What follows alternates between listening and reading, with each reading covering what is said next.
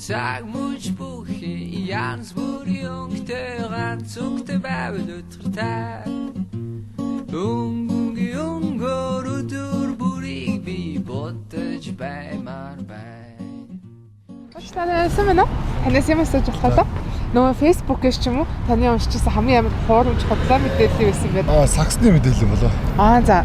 Тоглогчийн худлаа мэдээлэл орсон зүгээр сенсац тарих гэдэг орсон байдаг. За жишээ нь ямар мэдээлсэн бол та санаж байгаа болов? За Лукагийн бүүсний талаарх зүгээр нөгөө загварынхын худлаа мэдээлэл гарсан байсан. Тэгээ хүмүүс юу шууд мэдээд доорн бичиж бичсэн үү? Тэгээ одоо манай найзуудаас хүртэл энийг хараа гоё юм байна гэдэг. Тэгсэн чинь зүгээр шал өөр хэттэй мөрөн хэлсэн бэл. Манай нэг найзын бодлоо relationship статус гэж. Сайн мэдгүй л байна л да. Гэтэ нөгөө нэг замын үеийн 12 настай охины юусэн шүү дээ. Тэрэн дээр ер нь бол амар их юм амьд байгаа үгүй ч гэдэм үү тиймэрхүү мэдээлэл айгүй хэлсэнтэй байжсэн тий. Сүүлийн үед хамгийн их явж байгаа нөгөө ажилд авах зарууд. Цахимаар ажил хийж болох зарууд гэдэг амар их явдсан шүү дээ. Тий. Telegram энтрээр явдаг тэд нэр. Чеки чаа өгсөн юм. Чеки Тэг жоохон бах. За. Тэр үед нэг 13 он мөн 14 он бат. Facebook дээр явсан хүмүүс бөө юм болцсон. Мэдээний сайт үүсгэж тэгээд шеэрлцсэн юм. Одоо маргааш карантин нямаа бэлтээр л гэдэг. Тийм л юм байсан да. Тэг хэзээ ч карантин байгаа гэсэн. Харин тий. Коронавигийн илүү юм мэдээ юм болоо да. Нэр бид эд чинь нэлээ удаан гэртээ хашигдсан. За тэгэл гараал харахаар ч нөгөө нэг яг тусгай хэрэгцээтэй хүмүүс ажилд явж байсан. Буснаа гэртээ хоригдсан байсан тий. Ажилдаа явахд хүртэл аягүй хэцүүсэн шүү дээ. Тэгэл дараа нь ингээд дэлхийн ч гэсэн ерөнхийдөө нөгөө барууны орнууд гэх юм арай өөр хүлээж аваадсан тий. Манай Монголын хувьд бол яг хойд огцон байхгүй гэл бас яг тэгэл дараа нь ингээд харахад яг л хошин шог шиг санагдсан. Яг одоо буцаад харахад тий бид эд чинь ингээд зам дээр ямар ч машин байхгүй, хүн байхгүй ер нь яг нөгөө эзэнгүү хот гэдэг шиг нэг тийм дүр зурагтай байх уу. Турах үйлчлэл юм болов уу? За. За баярлалаа. Маргааш багш даалгаж шалгах гэдэг л бодлоо байсан. Мобайл нэрчээс 2025 зүйл нэг 2012 онд нөгөө утаснуудаа хол тавиад дээрээс нь аян зөвхөд бүгд дэлбэрэн гэдэг юм л хотлоо байсан да. Ер нь монголчууд бүгд тэрэл итгэмтэй юм шүү. Юу ч хийжээс одоо юу гэдгийг тэнд баг ямаанс чинь гэсэн читгээд тийм шүү. Тэгэхээр одоо яг энэ тэр гэж яг санаанд орсон юм бол байхгүй л. Нөгөө харлуулдаг л мэдээлэл байх гэж бодож байна. Нөгөө хоолны юм уу ч юм уу те. Хоолн дотроос нөгөө нэг янз бүрийн амтан гарч ирэх юм уу те. Тэр бизнесийг нь харлуулах тиймэрхүү зүйлүүдтэй тийм болов гэж бодсон. Зөв ер нь ихэнхдээ тийм байдаг гэж та боддгоо тий? Тий, ер нь бол тийм. За яа сонгуулийн үеэр харсан юм байна. За. Тий, сонгуулийн үеэр нэр дэвшиж одоо харлуулахын тулд бол одоо хуурамч буюу нөө санаатаагаар мэдээллийг одоо зохиож гिचлээд байгаа шүү дээ тий. Тэс хүмүүс гिचлээд байгаа.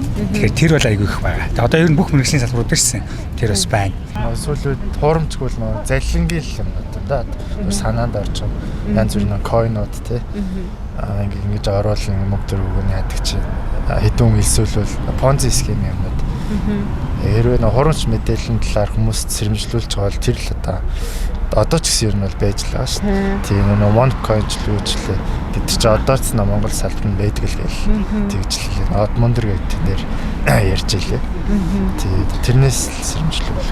За баярлалаа. Та тэгвэл нөө хуурамч мэдээлэл яагаад ер нь айгу буруу тухай бас нэг өөрөөсөө тий яг одоо ч 21-р зуун тэгээд хамаг юм хөгжсөн техник технологи ирүү.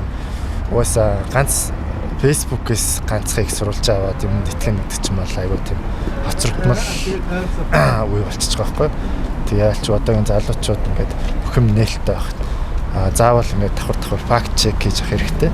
2 их сурвалж 2 3 их сурвалжаас аль биесний их сурвалжаас бас харьцуулж өөрсдөө дүгнэлтийг гаргах хэрэгтэй. Хог хүний мэдээлэл алдагдах. За энээсээ болж юм аюултай зүйлд өртөгдөх гэсэн тиймэрхүү зүйлүүд бол их байна л да.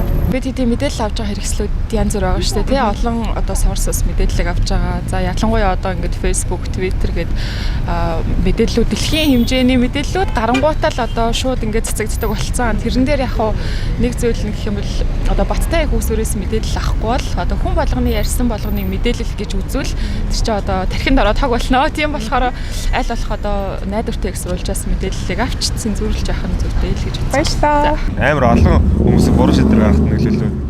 Тэгээ тэр нийгэм даяар ингээд буруу зүйл хүрэх, буруу үр дүнд хүрэхэд нөлөөлдөг. Тэгэл хоорондоо одоо мэдээллийн зүрхээс болоод маргалдах ч юм уу. Тийм. Хуурамч мэдээллийн яг сөрөг тал яг нийгэмд үзүүлж байгаа хамгийн одоо аюултай зүйл нь та юу гэж боддог вэ? Гэхдээ энэ тэр нөгөө уян зүсгэлийн талаарх бодтой биш хуурамч мэдээлэл өгнө гэдэг чинь хүмүүсийн хоорондын харилцаа за тэгэл одоо нийгмийн энэ үнд зүйлийг эвдэхэд чиглэгдсэн одоо ийм л үйл ажиллагаа шүү дээ тий. Хүмүүс санаас яг н хуурамч мэдээллийг таних тал дээр ч юм уу тий цааш бас энэ дээр ингээд автахгүй тал дээр өөрсдийнхөө зүгээс ямар зүйл хийвэл мэдээллийг чеклж сурах хэрэгтэй. Давхар хэрэгтэй. Нөгөө талаасаа олон их сурвалжуудаас сошиал бол ерөөсөө яг мэдээллийн найдвартай их сурвалж биш гэдгийг эхлээд ойлгож хэрэгтэй. Тэгээ мэдээлэл давхар шалгаж сурна. Дээр нь бас яг тодорхой тэр чиглэлээр одоо тодорхой хэмжээний бас юутай ер нь жоохон нэг мэдлэг боловсрол бас айгу сайн байх хэрэгтэй гэж хэлмээр. За баярлаа. За баярлалаа. Тэгээд хотлын өмд нь итгээ очих юм нэг цаг алдах юм уу гэдэг бас. Яа, баярлалаа.